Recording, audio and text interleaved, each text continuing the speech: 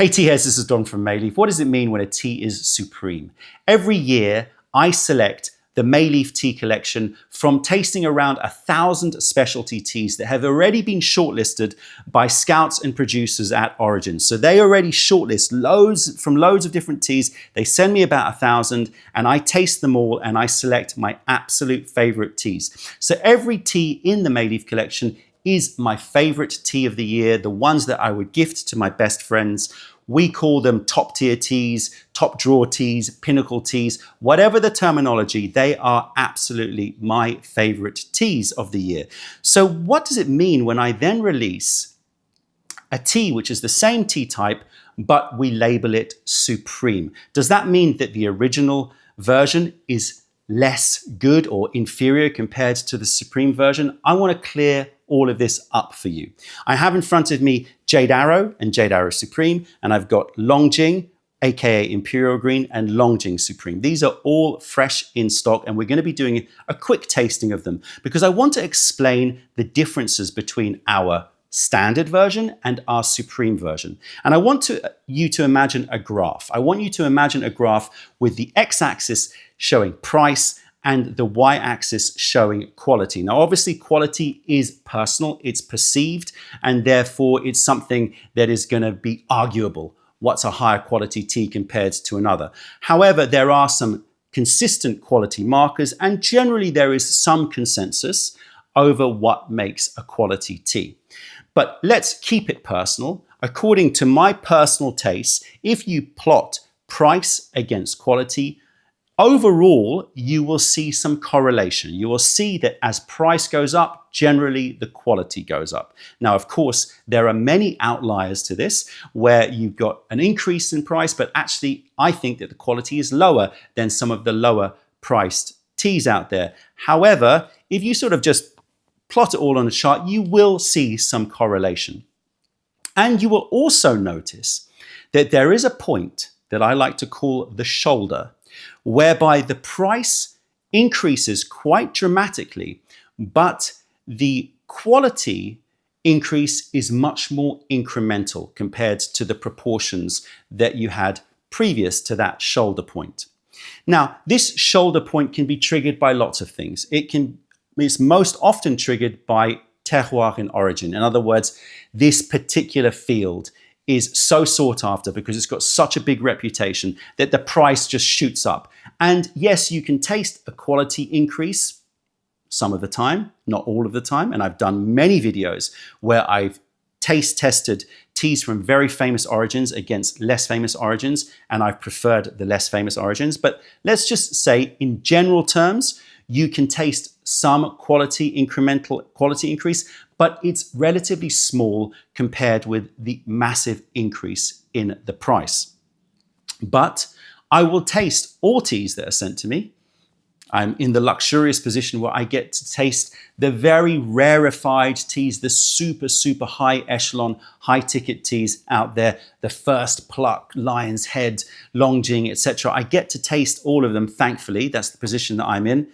And sometimes I'll taste a tea and I'll say, yes, the price is high compared with, the pinnacle standard version that I've selected, but there is something distinctly special about that tea that I think makes it worthwhile to spend that extra price or to splurge a little so that you can experience something that makes that tea extra special. It does not mean it's a better tea than the main tea that I've selected that year. It just means that there's something different about it that I think represents a quality that is difficult to achieve in the teas that are still pinnacle teas, but not in this over-the-shoulder point. So I like to purchase teas that are in that shoulder region where the quality is top and the price is, I think, really good for that quality, but I taste blind with all of my teas, so I never know the price. So, because it can affect me. So whenever I'm sampling, I'm tasting blind. I choose my favorites, and then I'm hopeful that when I find out the price, it's not way past this shoulder point. But when I find one that is way past the shoulder point, that I think I can't get too much of this in because, you know, it's very expensive tea, I'll get a small amount in and I will call it supreme. Does that make sense? So I'm going to be tasting these, the pinnacle versus the supreme, let's call it. And I'm going to be trying to explain the differences. Now, I'm going to say from the outset, this is not going to be a full tasting because I'll be here for hours if I did that. I'm just going to try to give you a snapshot. But also, I want to say that oftentimes the special attribute, the special character of the supreme teas is very hard to put into words. It's not something that you can just describe as a flavor note. It's something that's much more obscure, much more ineffable. It's something about the character of a tea. And so you're going to have to excuse me if you see me searching a little or speaking in more abstract terms when we get to describing these teas. So let's get on with it. Let's start with the Longjing, shall we?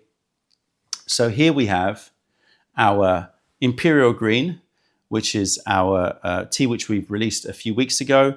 And we've got our Longjing Supreme. So let me quickly give you the difference in terms of what's on paper. This is earlier pluck. I think it's early March. This is the 1st of April. So this is actually later plucked tea, and yet it's a lot more expensive. The cultivar, these are both Longjing 43s. I'll talk a little bit about that in a second because you might have some raised eyebrows. The origin, that's the key difference. This is from Xinjiang, so it's not Westlake tea. This is from Shi Feng, which is like the most famous field, small field in Shihu in Westlake. Lion's Peak, Lion's Head.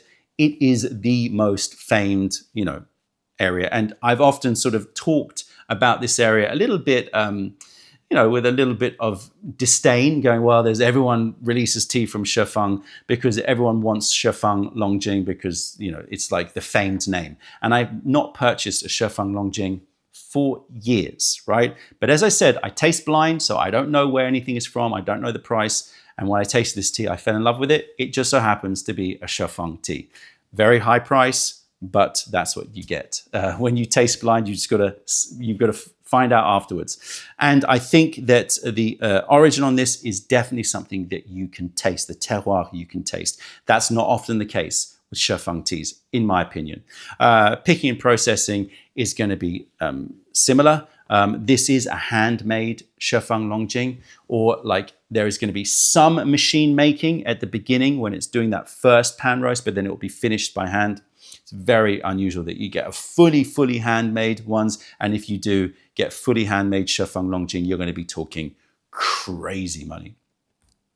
Elevation, this one's actually lower. This is about 170 meters. This is about 400 meters. So you've got an earlier plucked tea. You've got a higher altitude tea. You've got the same cultivar. The big difference in price comes from the fact that this is Xinjiang and this is Shihu Shi Feng. So the original terroir, right? And like I've said, I've done many videos where I've compared original terroir with, like, let's call it still traditional terroir, but like less of that core region.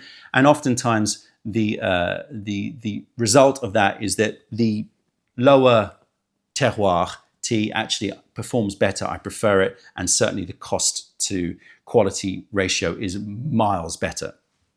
But, and actually I did a video recently where I compared this tea to a Shi Feng Long Jing, and everyone preferred, or most people preferred, this one compared to it. So as I said, it's very nuanced, but this one did definitely wow me. Quickly talk about cultivar. These are both Longjing 43. I did taste the Chunti-Zhong, or heirloom variety of the Shi Feng, and I didn't like it. I've tasted a few this year and I didn't like it compared with the Longjing 43. That's very unusual for me, but again, I taste blind. And this is really so key to me. I bang on about it, and you know, people are probably bored about hearing me saying those words, but I just think it is very, very important that you don't make selections based upon what's written on the package, or you're not influenced unduly by what's written on the package. All right, so I'm going to brew both of these up, and as I said, I am not going to do a full tasting. You can go to the website to really get to learn about both of these teas. You'll see full tasting notes there. Instead, I just want to try to tease out what makes this tea different. Not better necessarily, but different enough that I think it's worth, bringing in small quantities and releasing it as a supreme version. So I've done a full tasting of this tea before, but this is extremely beautiful hazelnut butter, very nutty. It's got that roasted note, but it's got chocolates and it's got hazelnuts. Gorgeous. This one here, let's see. First sniff of supreme. Okay, so it's got chocolate donuts, borlotti beans or roasted broad beans, but it's very chocolatey, extremely chocolatey. Chocolate, chocolate donuts, and a touch of caraway, but it's very, very, like, if you compare it, lighter, more nut butters, deeper roasted bean and chocolate donuts. Like I said, I am not going to do a full tasting. I could go on and on with lots of tasting notes, but we will be here forever, and I'm not even going to put the pictures around me. So you're going to have to just keep up in terms of these tasting notes and then go check it out online. Quick smell of the wet. Okay, savory. It's got this savory, soupy bean soup quality, green acorns, but then this sweet sort of cookie dough note to it. Not too dissimilar, but more structured. So these are the terms that you'll hear me use, right? That's going to be one of them, structured. What do I mean by that? I mean, more clearly defined, every flavor note has sort of got its place. In many ways, what makes a supreme tea or what makes these high ticket teas so special is clarity, it's structure, it's space. And in many ways, it might be a bit weird because you might taste these teas and go, well, that's actually, you might use the words lighter or less like pungent, but that's exactly the point. It's got this structure to it. I'm getting dill syrup. I'm getting roasted chestnuts. I am getting cookie dough as well. I'm getting, that had like bean soup. This is more like a green lentil soup. And I'm getting the cookies. This is more like a lemony, like lemon shortbread or something. So similar notes, both delicious, but different. You can see the color difference here as well. There is a definite difference in the color. Now, I don't get too hung up on the looks of the leaves. And certainly you can find much more beautiful Longjings out there. Doesn't interest me. Not interested. Like, you see people talk about the quality marker of Longjing being like very uniform leaves that are all sort of flattened perfectly in the same size. For me, that is a big whatever. I don't care. I care that I don't see any big sort of defects in it. I don't see lots of bruising or lots of like a real overly sort of irregular selection of leaves. I want to see that there's some consistency in picking. But oftentimes when I taste the ones that are very pretty, I can tell that they've been made for looks and not for taste. All right, we're going to let them brew. We're going to let it brew quite strong because I'm not going to be doing a lot of tastings from this. So what do you expect from a supreme tea?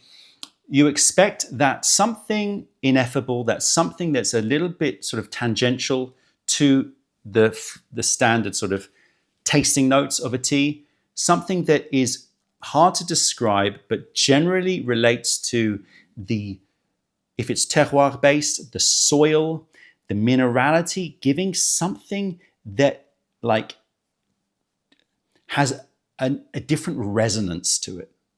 I'm trying not to speak too much in esoteric language, but like you're going to have to just bear with me a little bit. It's like you hit a bell, right? And it's beautiful. It's like this beautiful gong sound, right? And then you hit another one, and it's the same, size, same pitch, same everything, but somehow it's just got like a different kind of clarity to the resonance that just feels more penetrating. And that, for me, is kind of where generally a lot of the supreme versions, especially with green tea, lie. But you can also apply this to some of the... Okay, I need to unclog that filter. One sec.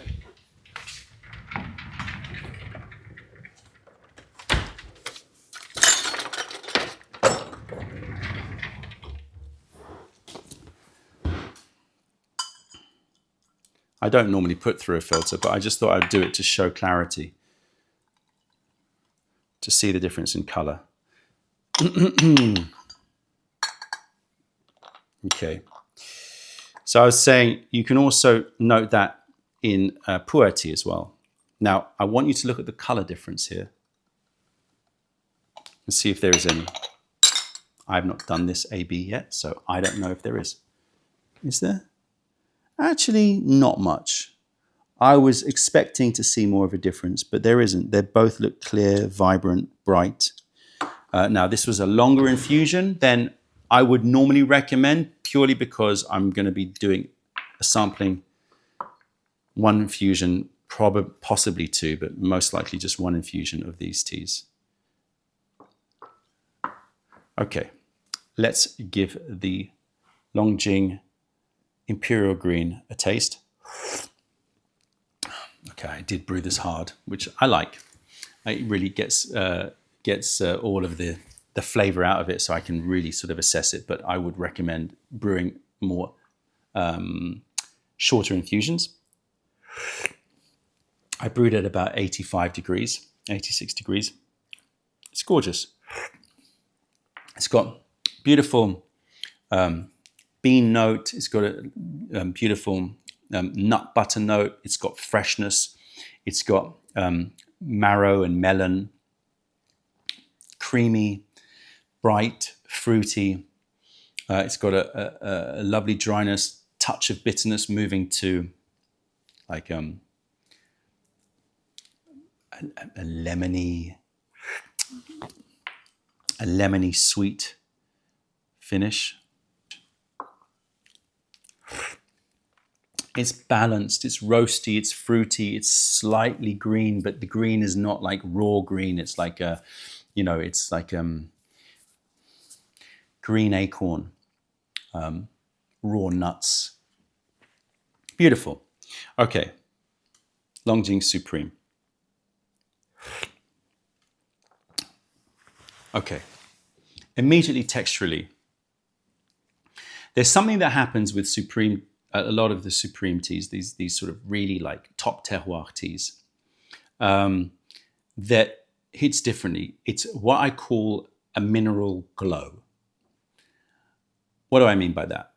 And you may have heard me if you've watched previous videos where I talk about pu'er tea, raw pu'er tea, talking about this. When you put it in your mouth, you get this like, almost like somebody's taken like a light and just sort of turned the dimmer and created this glow, and then it goes, where you get this sudden mineral sweep, this minerals like, and then it dissipates. You get that with some really, really great pu'er teas. And I get this with this. I get that with this tea. So it hits and it's thick and it's soft, and then you get this real distinct rise of minerality that then fades, and it's this glow. It's this beautiful pulsing glow. So it's less about the flavor, but there's something very special about that. It's got a clarity, it's got a sharpness to it, but the sharpness is not aggressive. It's a sharpness that comes from purity and clarity. Taste, I would say, is in many ways lighter than this one here. Let me give this one a taste again. Yeah, that one's like very like full. This one has much more space. I'm getting a little bit of toasted rice, chestnut puree, lemon drizzle cake. Yeah, a very lemony, cakey, lemony finish, sweetness. I want to say dill syrup. But again, they all have their place. They're not mixing. There's a real clarity to them, but lighter. One more taste of this one. Yeah, this reminds me more of a raw pu'er in the sense that it's got more of that foresty note. It's got custard apples. It's got like creamy fruit. It's just it's a beautiful, satisfying tea. Elegance, structure, clarity, minerality. That glow, green melon, some candied nuts.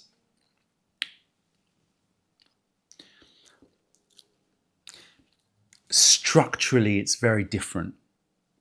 It's got more sharpness, but I don't mean that in an aggressive way. It's got more of a sort of distinct, sharp notes. It's almost like you can see this, I don't know what you call it, but like when you do like a fingerprint, like a chemical fingerprint of aromatics, you can imagine just like individual peaks that are very distinct. Whereas this one here is going to be a little bit more busy in certain areas, right? And so that is the quality of this tea. Its clarity. It's got a slight jasmine finish, but nothing extreme. Just a little Hedione, airy jasmine note. And the finish is physical and tingly. They both are. I'll try this one again. Yeah.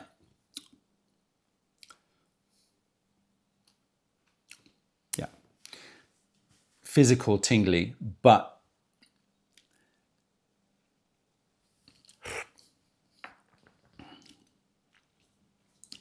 it's just different. It's just structurally more, I want to use the words like glassy. I know that doesn't make any sense. Crystalline. I hope that these terms sort of at least land with some like sense about them.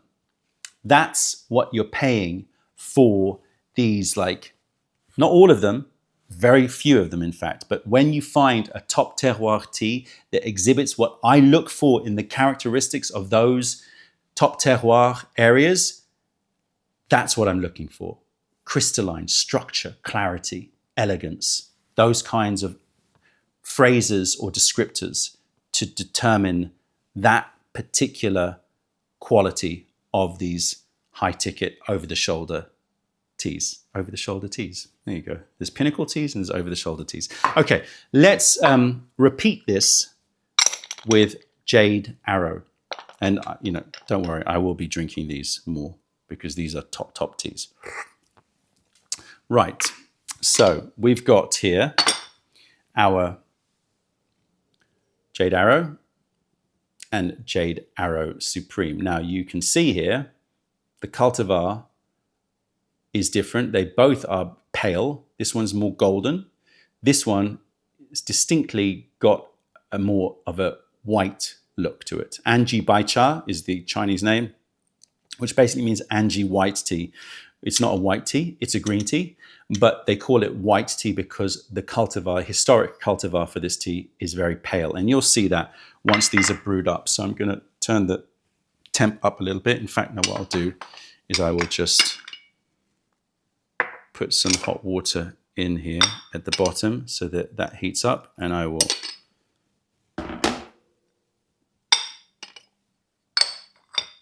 put these in.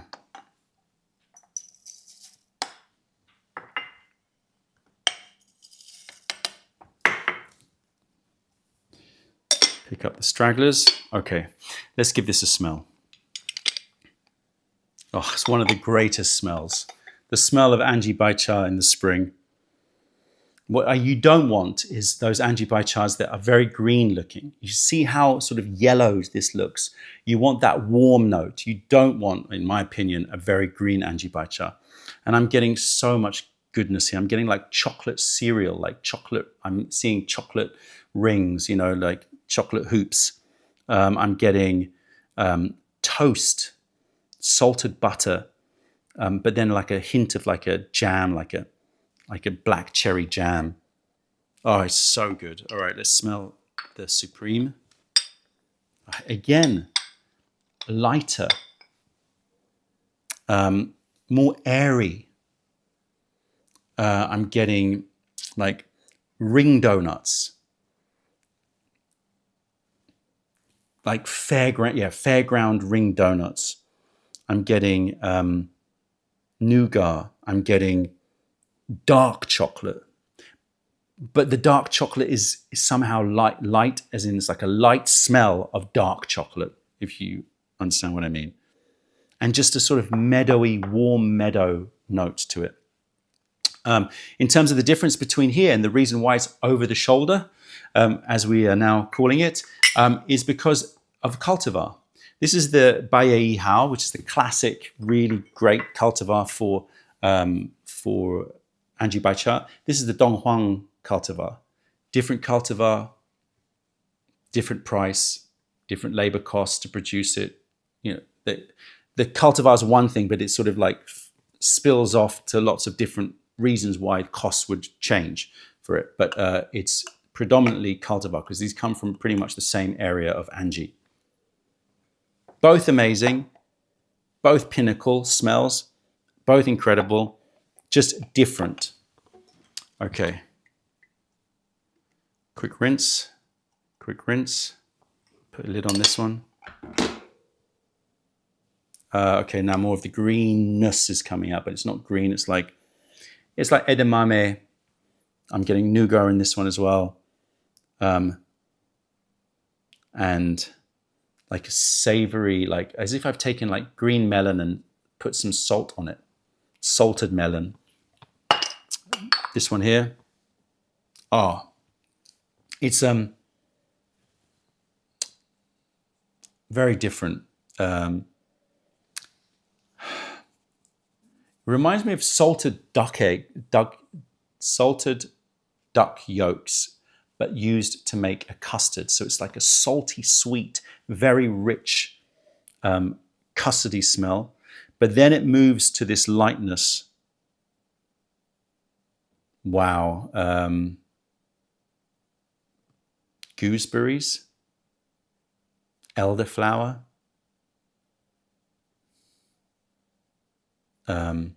more floral. Yeah. Oh, they're both amazing. But again, the word clarity comes into play. This one is just so rich.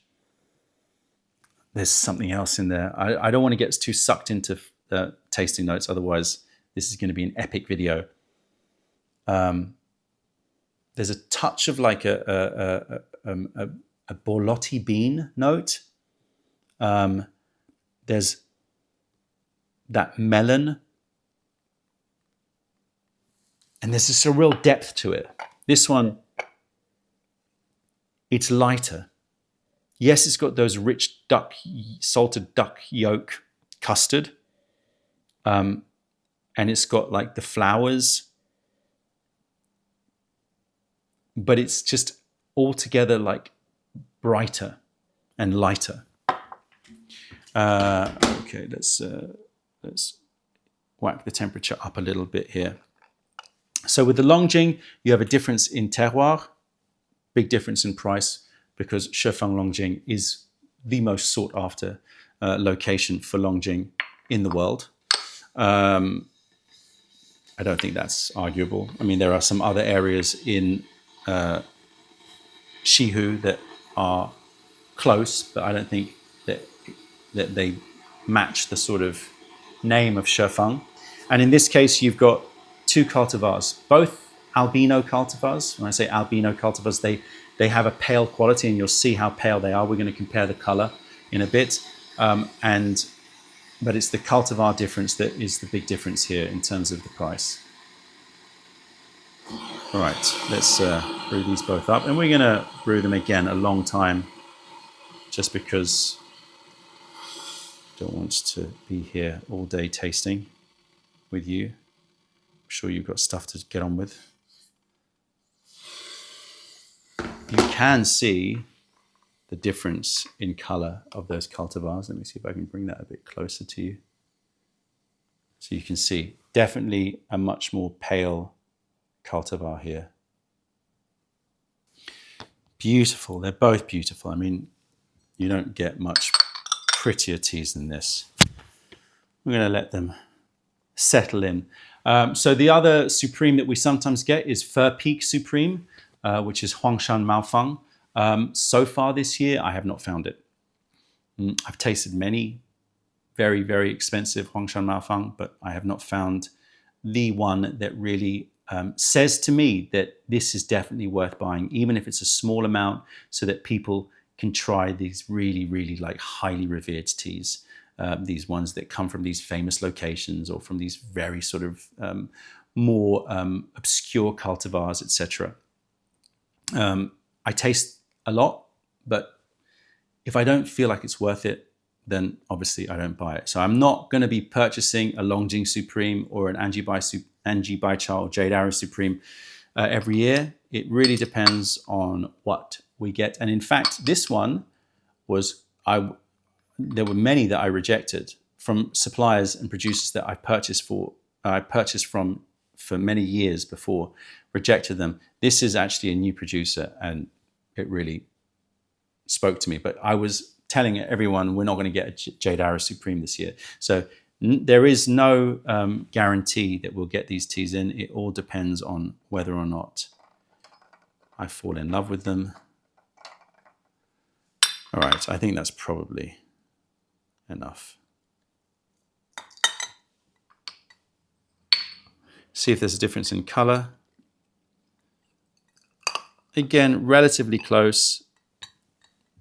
That one's slightly paler, I would say. Okay. Let's give them a taste.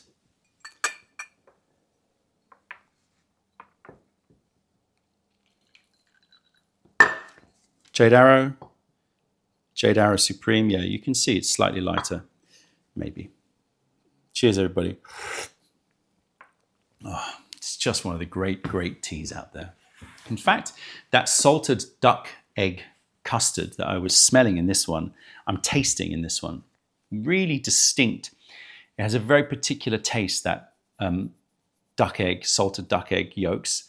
If you've ever had them in like Chinese cuisine, then you'll know. Very rich, very particular. But just imagine you've taken those egg yolks and you've made a custard. Wow. Reminiscent of those sort of custard buns that you get from Chinese bakeries. Wow, yeah, for sure. That's there. Wow. That's the first time I've noticed that note. Let's see, what else is in here? So smooth, so delicious. A touch of that jasmine, edamame, fresh peas. It's got a lemony, sort of creamy note, like lemon posset.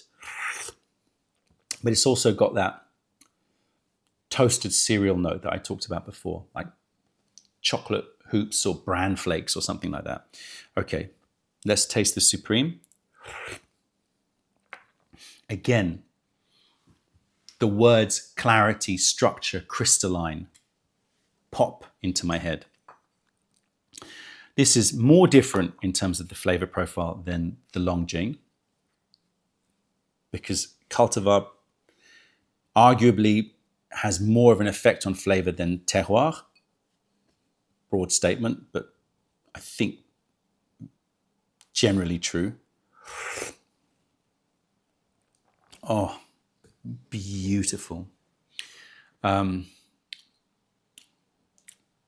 Melon, warm milk.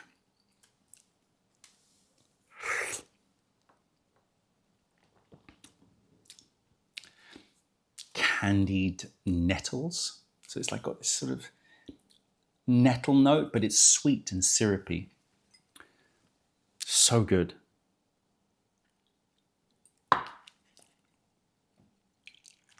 Oops, overfill. There's a little baked note in it. It's like a bun or like a sort of salty.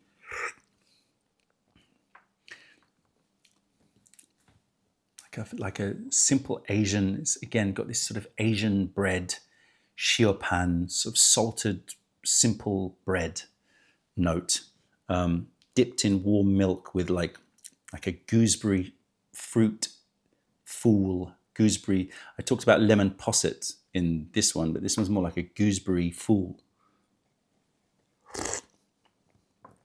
Okay, so the same thing applies. Deeper, fuller, richer versus elegance, structure, clarity. I don't think that this one's an inferior version to this one. I genuinely, I see them as just different teas.